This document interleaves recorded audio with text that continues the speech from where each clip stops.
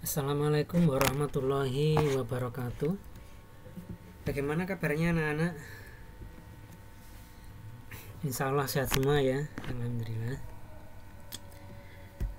Kita berjumpa lagi dalam pembelajaran bahasa Indonesia. Kali ini kita sudah menginjak bab 5 ya, yaitu struktur teks diskusi.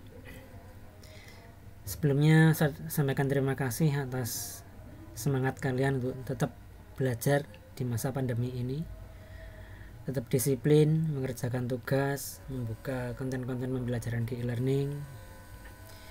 Semoga usaha kita dihadiahi Allah dengan kecerdasan seperti itu.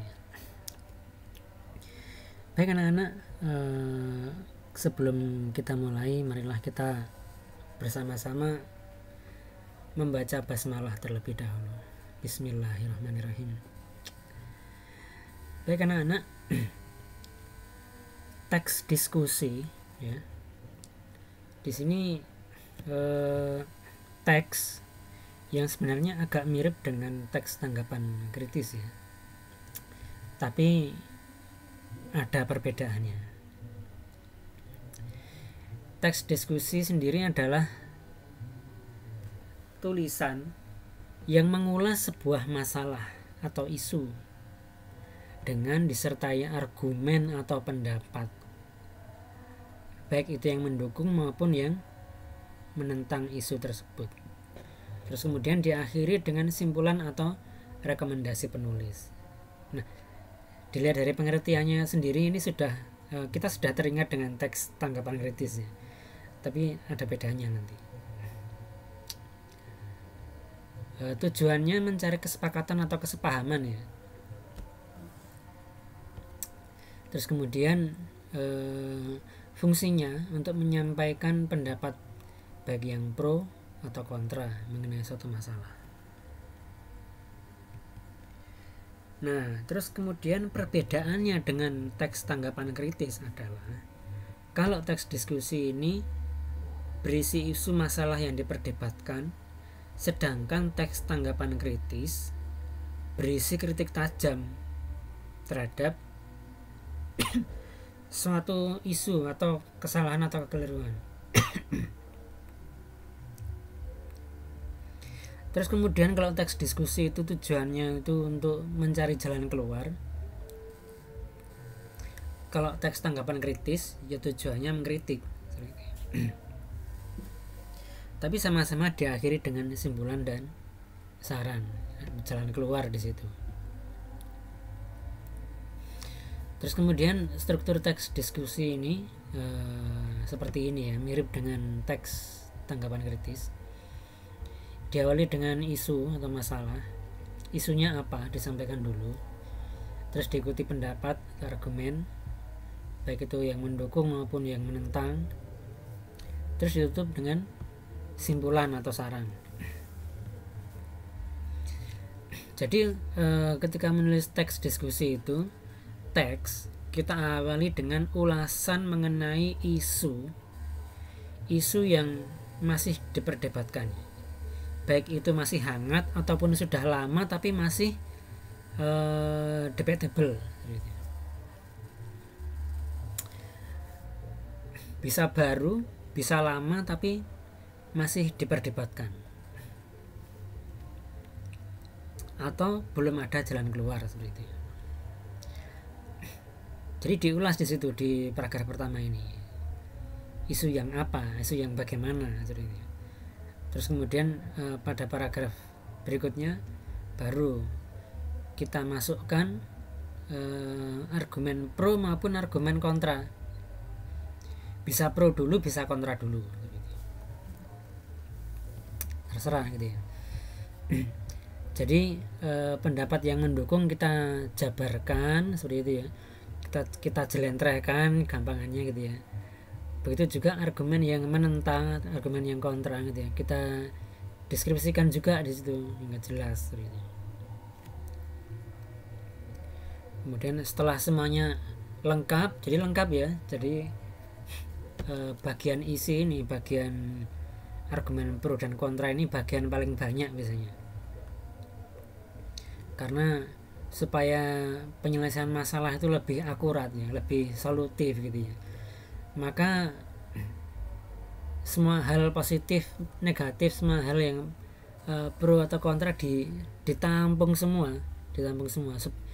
Kalau bisa jangan sampai ada hal yang terlewat, sehingga semua hal itu bisa kita gunakan untuk mempertimbangkan solusi.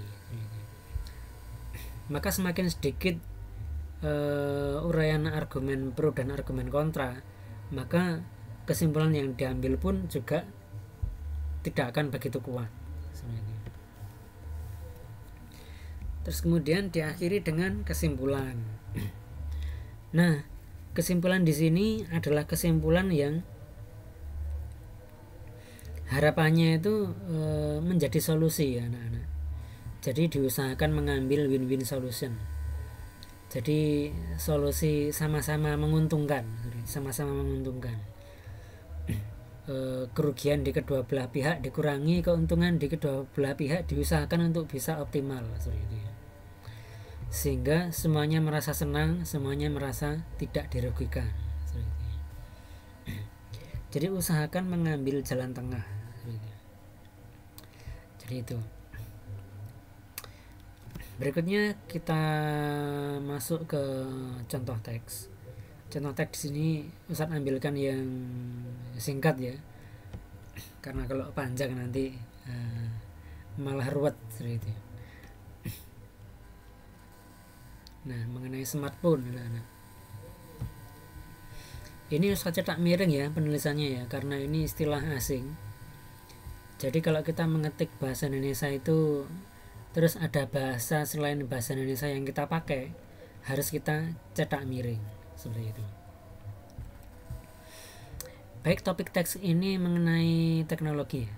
Smartphone merupakan teknologi canggih yang memungkinkan kita untuk berkomunikasi, baik secara audio maupun visual.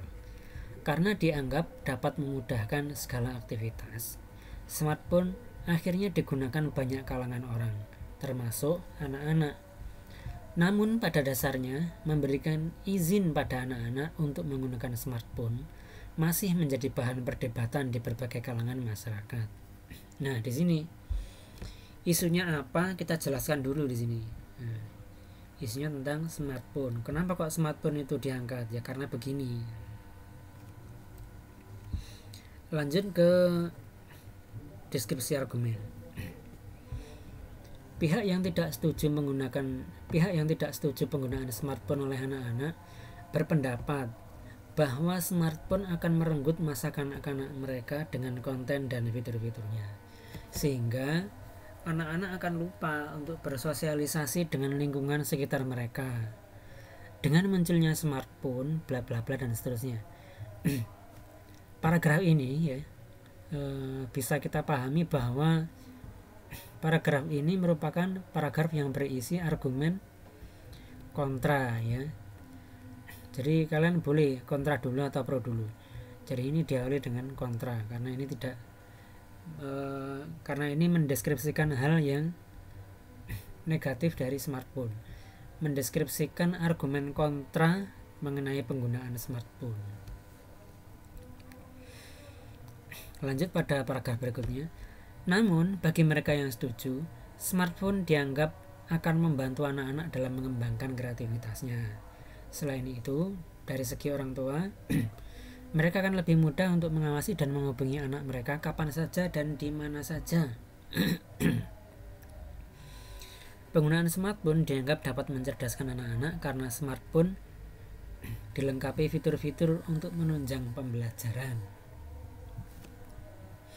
Ini saya ganti dilengkapi ya, karena mengandung di sini sepertinya kurang tepat ya.